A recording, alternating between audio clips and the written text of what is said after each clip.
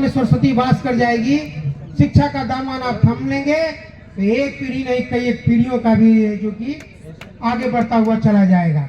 यह जरूरी है। इसलिए आप तमाम, हमने कहा था कि चिंतन शिविर करिए, और सिर्फ यदि हमारे समाज को सचमुच में आगे बढ़ाना है तो सिर्फ और सिर्फ हम तमाम लोगों को शिक्षा पर ही काम करना होगा, तभी जाकर हम लोग आगे बढ़ सकेंगे।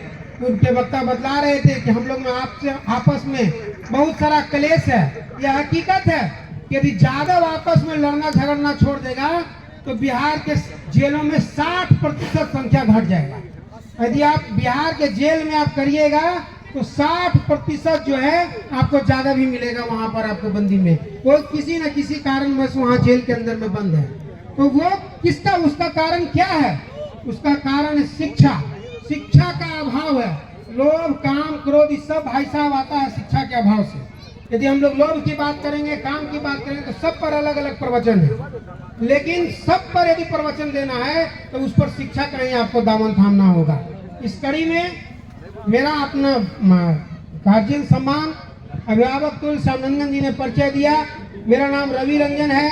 यही दनियावा प्रखंड में CBSE नई दिल्ली द्वारा मान्यता प्राप्त 10+2 तक ज्ञान स्तरीय इंटरनेशनल स्कूल का संचालन करता हूं।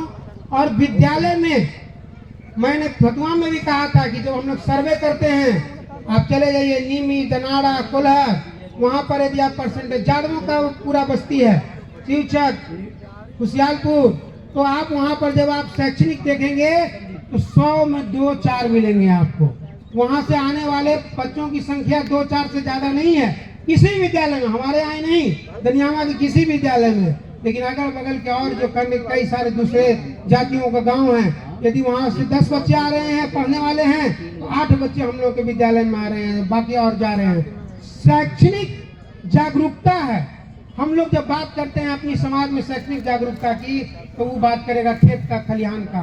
80,000 का भैंस खरीद लेगा, लेकिन 800 रुपया फी देने में खर्च नहीं करेगा।